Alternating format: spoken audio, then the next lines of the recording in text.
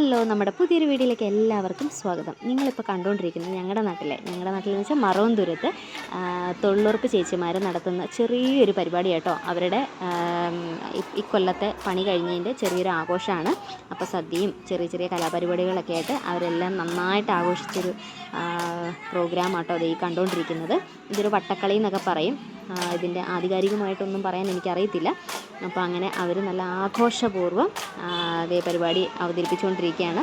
പഞ്ചായത്തിൽ നിന്നൊക്കെ ആൾക്കാർ വന്നിട്ടുണ്ടായിരുന്നു. അപ്പോൾ നമുക്ക് ഈ വീഡിയോ എല്ലാം ഒന്ന് കണ്ടിട്ട് വരാം.